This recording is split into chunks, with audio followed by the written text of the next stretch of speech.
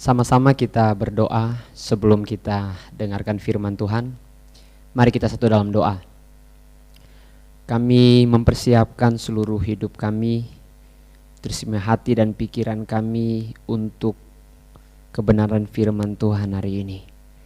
Kami yakin dan percaya seperti firman-Mu berkata bahwa manusia bukan hidup dari roti saja, tetapi dari setiap firman yang keluar dari mulut Allah. Kami yakin lewat firman Tuhan roh kami dibangkitkan, jiwa kami disegarkan, dan kami bisa semangat untuk menjalani hidup dalam rencana Tuhan. Berfirman Engkau bagi kami semua, nyatakan apa milik kehendak-Mu bagi kami dan keluarga kami. Dalam nama Yesus Kristus. Haleluya. Amin. Kita sudah sampai ke seri yang ketiga, berbicara tentang terobosan kesatuan keluarga. Jadi hari ini kita akan membahas bersama-sama seri yang ketiga, terobosan kesatuan keluarga.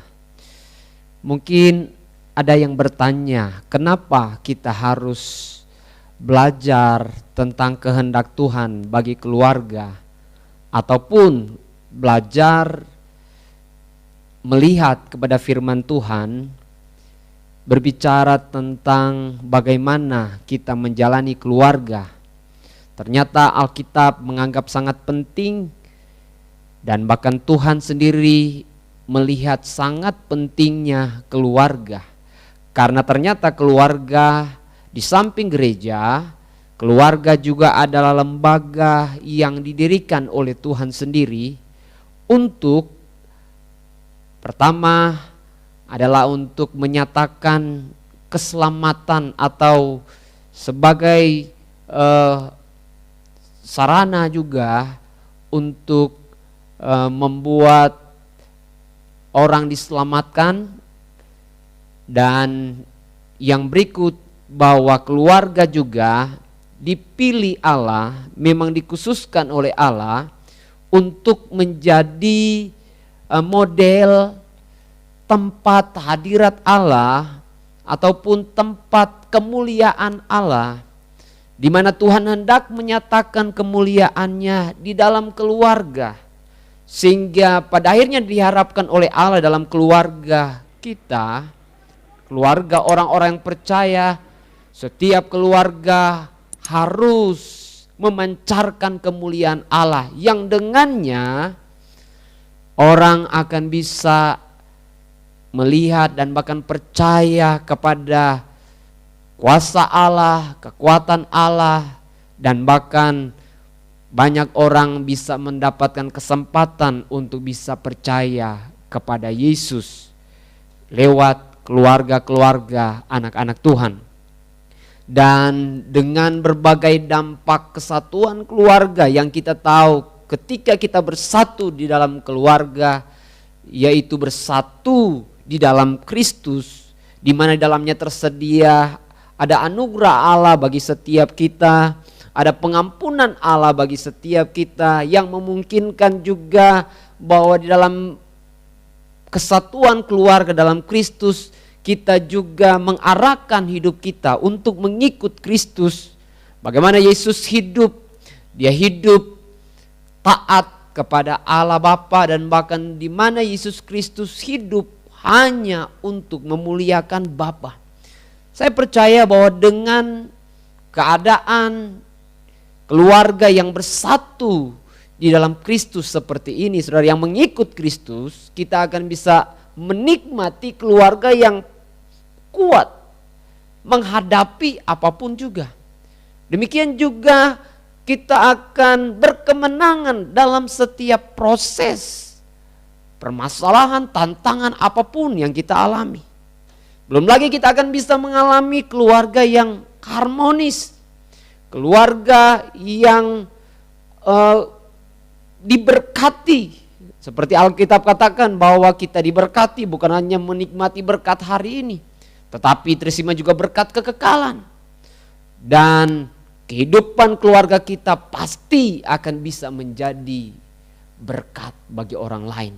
Dan ini sebetulnya goalnya Tuhan ketika memilih kita dalam keluarga, dan akhirnya ketika Tuhan memberikan kita tugas untuk berjuang menjadi pahlawan dalam keutuhan, kerukunan, kesatuan di dalam keluarga, tersimpan dalam pemulihan, bahkan dalam keselamatan keluarga, karena Tuhan mau prinsip maupun kehadiran Allah itu bisa nyata di dalam keluarga orang-orang yang percaya. Karena itu hari ini di dalam seri yang ketiga, terobosan kesatuan keluarga, kita bersama-sama akan belajar dari kesatuan jemaat yang ada di Efesus, atau bersama-sama dari surat yang ditulis oleh Paulus kepada jemaat-jemaat yang ada di Efesus. Kita akan lihat ini Efesus pasalnya yang keempat. Saudara bisa lihat Efesus pasalnya yang keempat. Kita akan lihat ayat yang pertama hingga ayatnya yang ke-16. Di sana kesatuan jemaat dan karunia yang berbeda-beda itu Lembaga Alkitab Indonesia memberikan temanya. Tetapi sama-sama prinsip-prinsip kesatuan yang bisa diterapkan di dalam keluarga yang akan kita pelajari, yang Tuhan inginkan terjadi juga di dalam, bukan hanya dalam gereja tetapi dalam keluarga.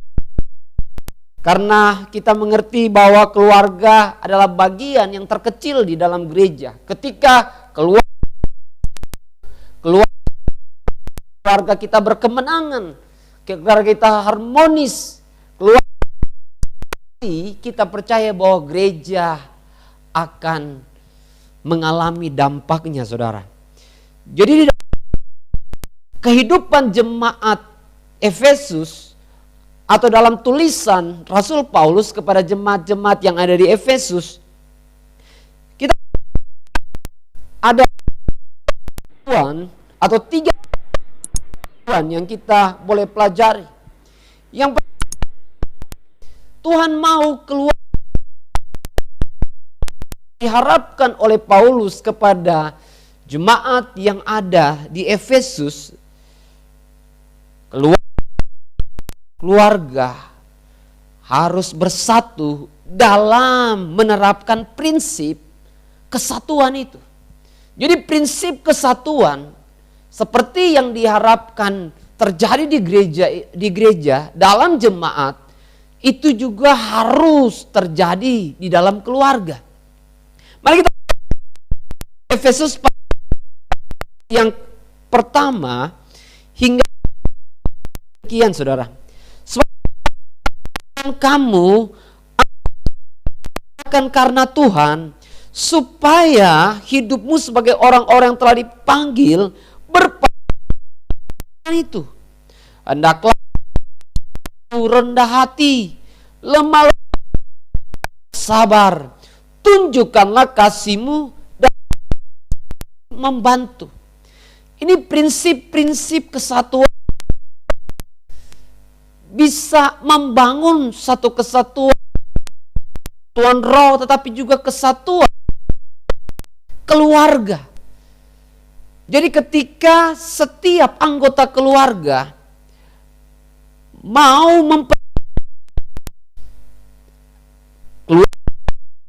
mengalami prinsip-prinsip ini harus menjadi bagian keluarga.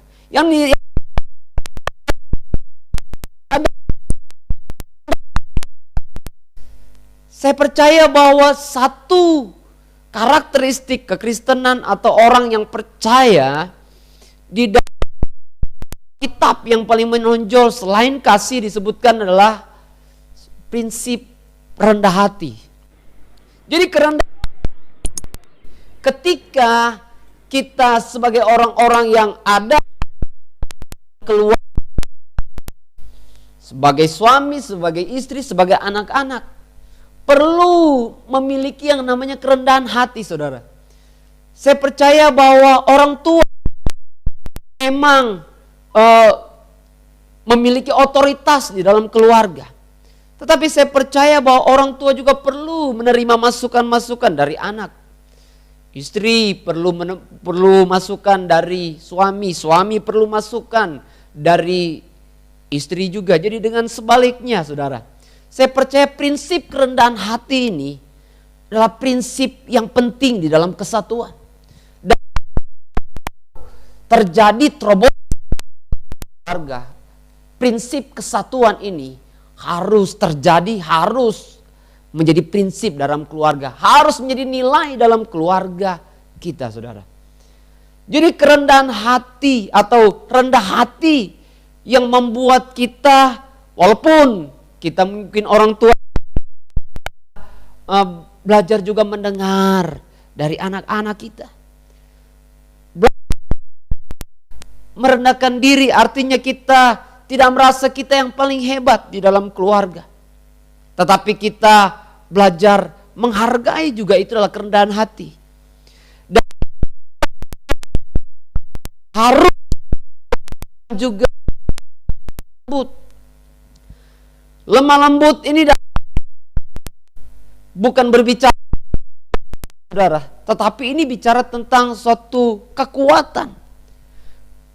Hampir mirip dengan kesabaran, saudara. Dia berbicara tentang bagaimana kita menghadapi keadaan-keadaan, tetapi kita mampu tetap berespon dengan baik, saudara.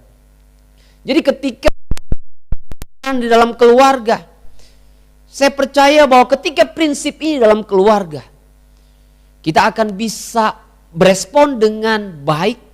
Kita akan bisa berespon dengan benar atas segala situasi. Apalagi hari-hari ini. Dengan krisis-krisis yang mungkin dialami dalam keuangan. Yang sedang terjadi hari-hari ini. Kita perlu yang namanya kelemah lembutan. Yakni kita perlu merespon dengan benar. Merespon tetap sabar dalam keadaan yang terjadi. Tidak dengan respon yang membuat keadaan keluarga kita, saudara. Dan yang berikut, baru kita yang namanya kesabaran. Saya percaya ketika dalam keluarga menerapkan yang namanya prinsip kesabaran, kita akan bisa sampai melihat banyak pertolongan-pertolongan Tuhan yang kita akan alami. Sabar menantikan Tuhan bekerja, menjawab doa-doa kita. Sabar segala kondisi yang terjadi hari-hari ini. Bersama dengan keluarga, kita bersabar menantikan jalan keluar, menantikan pertolongan Tuhan bagi keluarga kita masing-masing. Tapi juga prinsip sabar kita bisa terapkan satu dengan yang lain di dalam anggota keluarga. Dan dikatakan bahwa harus menunjukkan kasih yang nyata dalam hal saling membantu. Betapa pentingnya prinsip kasih yang kita nyatakan lewat saling membantu ini.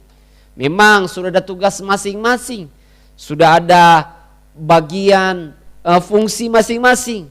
Tetapi saya percaya bahwa fungsi tugas masing-masing ini tidak membuat kita kaku, saudara. Tetapi membuat kita bisa fleksibel. Kita bisa saling membantu satu dengan yang lain. Masak bersama kah? Mengerjakan tugas bersama-sama. Saya percaya bahwa ini bukan hanya akan membuat jalan dengan baik, tetapi akan ada sukacita. Ini yang saya katakan tadi, akan ada damai sejahtera, akan ada sukacita, akan ada ketenangan, dan bahkan suasana lebih indah, lebih bisa dinikmati, saudara, dalam keluarga. Dan prinsip kesatuan yang atau terobosan prinsip ini yang harus nyata di dalam keluarga kita.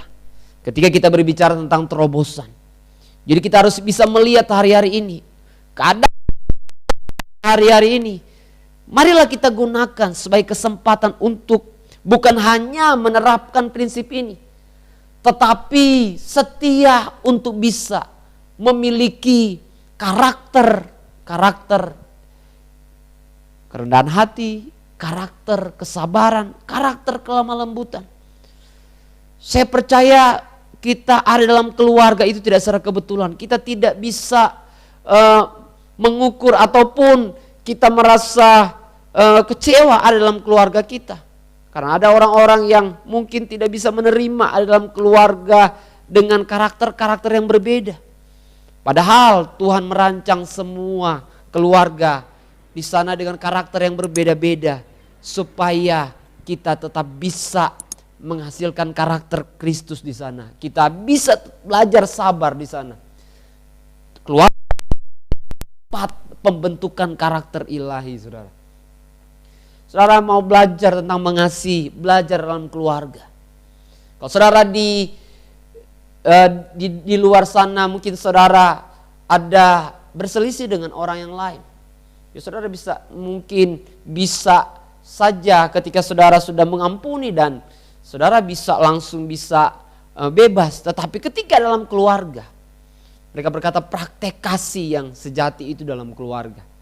Karena ketika kita mungkin ada gesekan, tetapi kita harus cepat-cepat untuk menyelesaikan. Karena apa? Kita ada terus bersama-sama di rumah, saudara. Ini yang satu harus terjadi dalam keluarga kita. Menurut Efesus pasal yang keempat ini.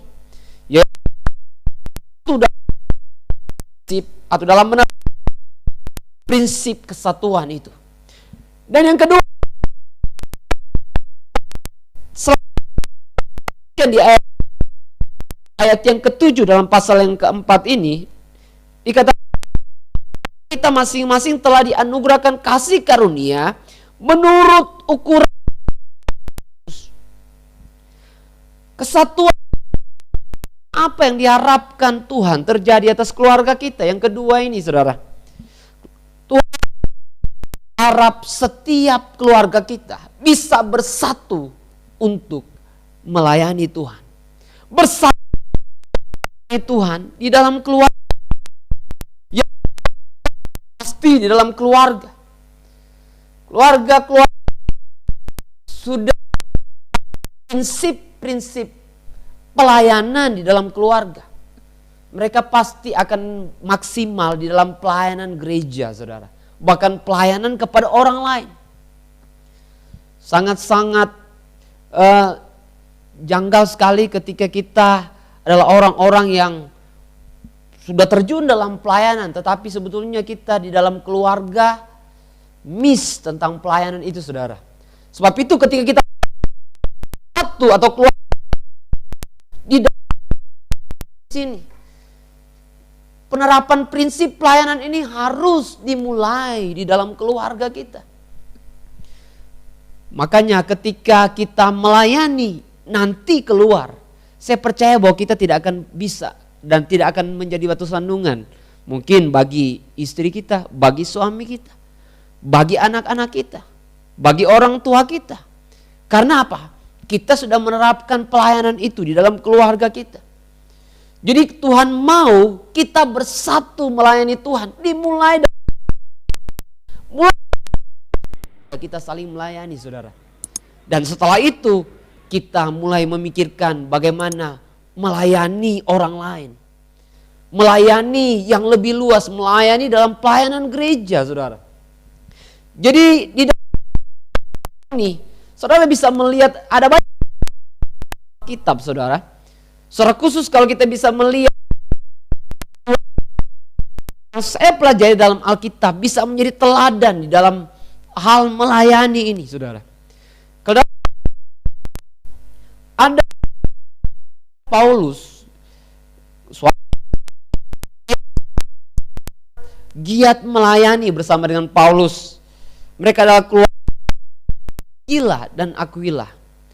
Saya mempelajari tentang keluarga ini. Keluarga ini adalah keluarga yang sangat-sangat konsen di dalam pelayanan. Tetapi waktu mereka melayani, saya bahwa mereka adalah orang-orang yang terbiasa juga menerapkan prinsip pelayanan itu dalam keluarga, saudara. Dan kita lihat ternyata ketika mereka mengalami pertobatan, mereka langsung bisa terjun ke pelayanan bersama-sama dengan Paulus. Dan ternyata apa yang mereka sama dalam mereka harus, walaupun di dalam pekerjaan mereka tetap komitmen juga untuk melayani orang lain, saudara. Jadi ini keluar hal melayani. Jadi mereka akhirnya membuat tanggung jawab atau tugas-tugas dalam keluarga terbengkalai. Tetapi paling tidak mereka juga memprioritaskan keluarga, tetapi mereka adalah keluarga yang bersatu untuk melayani Tuhan. Betapa indahnya melihat keluarga suami istri saling mendukung di dalam pelayanan. Karena ada banyak keluarga-keluarga juga yang miris, saya lihat. Suami melayani tapi tidak mendapatkan dukungan dari istri. Ataupun sebaliknya, istri mau melayani tetapi tidak dapat dukungan dari seorang suami. Orang tua ada dukungan dari anak-anak. Demikian anak-anak melayani, tapi dari orang tua juga tidak ada dukungannya. Jadi bersatu di dalam melayani Tuhan. Jadi prinsip hidup sebagai orang-orang kepada Yesus. Kita berkata bahwa kita akan ada di dalam pelayanan, atau kita harus ada dalam pelayanan. Sehingga satu dalam Kristus bukan hanya menerapkan satu nama Tuhan dipermuliakan, tetapi juga akan ini atau bersatu. Saya yakin dan saya percaya bahwa keluarga yang melayani Tuhan adalah keluarga yang bisa terus harmonis, tetap kuat menghadapi apapun juga. Ini yang dialami oleh, saya katakan tadi, keluarga Priscilla dan Aquila. Dan keluarga ini sering berpindah-pindah. Saya mempelajari mereka berpindah-pindah. Waktu mereka bekerja dari awal, dan ketika ada penolakan terhadap orang-orang Yahudi di sana, mereka berpindah ke Korintus. Dan di sana juga dikatakan bahwa tekanan-tekanan mereka alami. Tetapi keluarga ini, mereka tetap bersatu. Bukan hanya untuk mempertahankan, ada ketahanan dalam keluarga, di dalam bisnis, dalam usaha mereka. Tapi mereka bertahan untuk terus melayani Tuhan. Karena kita mengerti prinsipnya, bahwa ketika kita melayani Tuhan, kita percaya bahwa Tuhan ada dengan kita. Tuhan membela hidup kita. Tapi memang ada proses-proses yang dialami. Tapi dengan prinsip di mana kita ada dalam keluarga untuk melayani Tuhan, saya yakin, saya percaya bahwa kita tetap ada dalam pembelaan Tuhan. Ini prinsip yang kedua. Saudara, ayat sampai yang ke-16. Sampai iman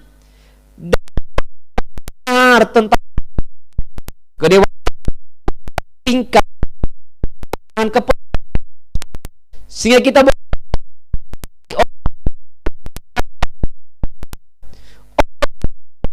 manusia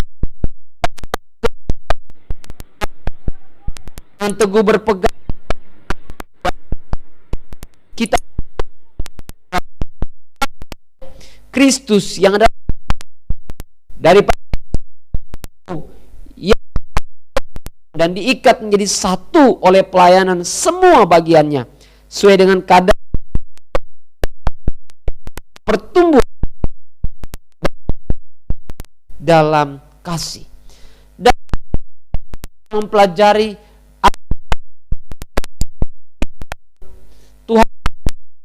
dalam keluarga. Ini bukan hanya kita bersama, prinsip kesatuan juga satu melayani Tuhan berdasarkan kita yang inginkan kita juga mengalami terobosan untuk mewujudkan visi keluarga yang utama. Apa visi keluargamu, saudara? Kenapa saya harus tanya ini, saudara? Dan kenapa kita harus gumulkan tentang visi dalam keluarga kita? Karena ternyata ketika visi yang kita gumulkan itu adalah visi yang kita gumulkan bersama dengan Tuhan, dan itu sesuai dengan firman Tuhan. Ini yang saya katakan dari awal tadi. Keluarga kita akan bisa mengalami berkat Allah bukan hanya hari ini, tetapi akan berdampak kepada kekekalan.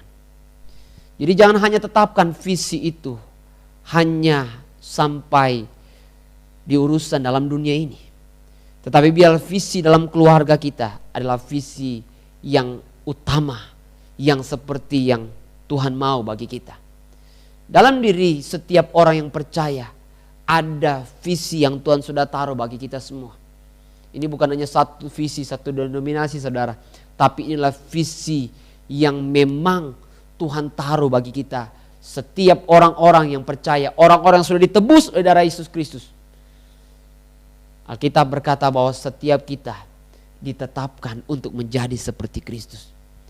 Jadi kita banyak mungkin tujuan-tujuan di dalam keluarga, tetapi biarlah kita harus memiliki satu tujuan yang utama dalam keluarga, satu visi. Visi itu bicara tentang menuju kemana kira-kira. Jadi Tuhan menginginkan keluarga-keluarga, bukan hanya di pribadi-pribadi, mengalami visi, yaitu menjadi serupa dengan Kristus. Kita bukan hanya percaya Yesus, tapi kita mengikuti Yesus. Dan kemudian kita bisa menjadi seperti Kristus, memiliki cara hidup seperti Kristus hidup. Jadi ini adalah visi yang utama, saudara. Baik dalam keluarga, kita ataupun target-target di dalam keluarga, saudara. Misalkan dalam usaha bisnis, tidak salah, saudara. Tapi ingat, ada visi yang terutama yang perlu diwujudkan di dalam keluarga. Ketika kita menetap, saudara, kita bersatu untuk mewujudkan visi yang benar ini. Nah, saya katakan tadi, itu bukan hanya berdampak hari ini, tapi itu akan berdampak kepada kekekalan kita.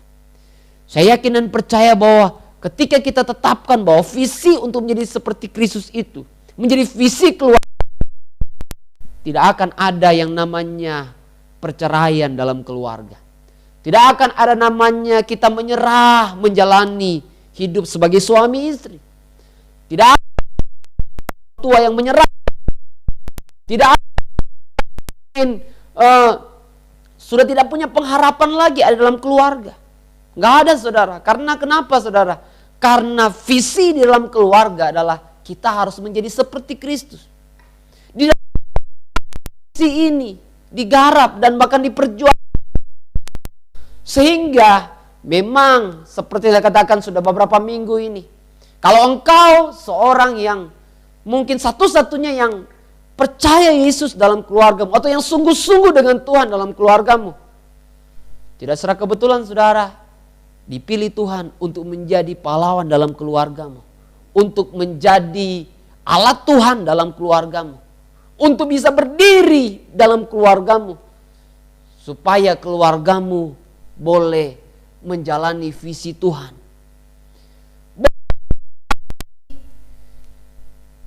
Maksud dan rencana Tuhan menebus setiap orang, saudara. Tersimak orang-orang yang merespon untuk percaya dan menerima Yesus. Sehingga hari ini kita harus tetap semangat, saudara.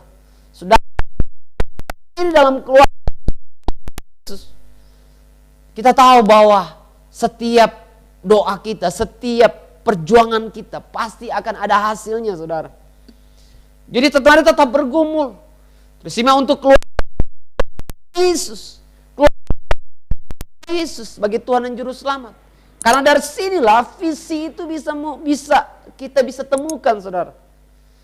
Ternyata kehidupan kita bukan hanya menjalani hidup, beraktivitas, bekerja, bahkan melayani. Tetapi ingat, itu hanya sarana, itu hanya harus kita jalani atau alat atau sarana saja untuk kita bisa mencapai visi Tuhan ini. Sehingga ketika kita hubungkan dengan keluarga, dengar baik. Kau harus tetap bertahan dalam keluargamu.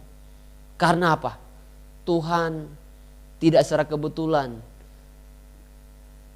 adakan atau engkau ada dalam keluargamu. Engkau harus bertumbuh dalam keluargamu. Bertumbuh dalam karakter Kristus. Bertumbuh dalam kasih dalam keluargamu. Bertumbuh untuk bisa mengampuni orang lain dalam keluargamu. Jadi memang seperti saya katakan awal tadi, di sini tidak akan ada yang namanya perceraian ataupun keluarga yang bubar, nggak ada, saudara. Kecuali kita salah menetapkan visi dalam keluarga. Jadi bersatu atau terobosan kesatuan yang ketiga ini hal yang sangat penting sekali, saudara. Kita bersatu untuk mewujudkan visi utama keluarga kita, yaitu menjadi seperti Kristus. Saya berdoa setiap keluarga kita akan boleh percaya Yesus, boleh menjadi murid Yesus, dan mulai berjuang untuk menjadi seperti Kristus. Sehingga akhirnya seluruh keluarga kita boleh ada dalam perjuangan yang sama. Kita bisa melewati setiap proses yang ada. Proses-proses yang ada ini adalah bagian yang kita harus manfaatkan untuk mengalami perubahan hati. Untuk bisa mengalami perubahan dalam batin kita. Dan pada akhirnya bisa mengalami perubahan di dalam cara kita bertindak, cara kita berpikir. Dan bahkan akhirnya berbicara tentang cara hidup kita secara utuh. Bicara tentang karakter hidup kita. Dan ini yang Tuhan cari sebetulnya dalam kehidupan kita. Sehingga akhirnya goal dari setiap anugerah yang Tuhan berikan bagi kita dan bahkan bagi keluarga kita tercapai, saudara. Jadi kita bukan hanya diselamatkan seorang diri, tapi seluruh keluarga kita boleh diselamatkan oleh Tuhan. Saya singgung sedikit tentang Nuh. Nuh bisa bersama-sama berjuang dengan keluarga, diselamatkan oleh atau di dalam air bah, saudara. Saya percaya bahwa Tuhan memberikan tugas bagi kita masing-masing untuk berjuang bagi pemulihan keluarga, berjuang bagi keselamatan keluargamu. Jadi poin yang ketiga ini, di terobosan yang ketiga ini, tuntun dan bahkan doakan supaya keluargamu boleh mengalami Tuhan. Tuntun dan doakan keluargamu boleh percaya Yesus sungguh-sungguh. Dan saya percaya bahwa keluarga yang kuat, keluarga yang harmonis, keluarga yang bersatu, yang akan bisa lewati berbagai badai kehidupan, krisis kehidupan, dan bahkan keluarga yang akan berkemenangan, bahkan bisa memanfaatkan krisis-krisis yang terjadi untuk terwujudnya visi Tuhan. Sebab itu sekali lagi, alami terobosan kesatuan keluarga. Setiap kita dan keluarga kita melangkah bersama-sama dengan Tuhan. Dan alami kemenangan yang Tuhan memang sediakan bagi setiap orang yang percaya. Tapi juga bagi keluarga yang takut akan Tuhan, yang mengasihi Tuhan, dan bahkan yang hidup untuk kemuliaan nama Tuhan. Mari sama-sama kita berdoa. Kita serahkan keluarga kita semua. Kita bergumul sungguh-sungguh untuk keluarga kita. Kita percaya bahwa Tuhan mengasihi keluarga kita dan pasti akan selamatkan keluarga kita. Kami mengucap syukur kepadamu Tuhan Yesus. Pada kesempatan ini, lewat kebenaran firman Tuhan hari ini, Kau inginkan kesatuan itu atau terobosan kesatuan keluarga terjadi atas keluarga kami. Sebab itu hari ini kami percayakan keluarga kami hanya kepadamu Tuhan. Biarlah kami yang mendengar firman ini, kami boleh ambil bagian di dalam keluarga kami, menjadi pahlawan untuk kesatuan keluarga kami, menjadi alat Tuhan untuk pemulihan keluarga kami. Dan biarlah Tuhan, keluarga kami akan penuh dengan hadirat Tuhan. Kemuliaan Tuhan boleh nyata bagi keluarga kami. Berkat Allah boleh turun atas keluarga kami. Biar Tuhan segala hal yang masih menghambat terjadinya kesatuan keluarga kami, biarlah Roh Kudus ingatkan kami semua. Sadarkan kami Tuhan. Biarlah kami semuanya Tuhan boleh mengalami, dan bahkan kami adalah pribadi-pribadi yang mengejar perubahan itu, supaya tidak ada lagi yang menghalangi kesatuan keluarga dalam keluarga kami. Terima kasih Tuhan Yesus. Kami kembalikan segala pujian, syukur hanya bagi Engkau. Dalam nama Yesus Kristus. Haleluya. Amin.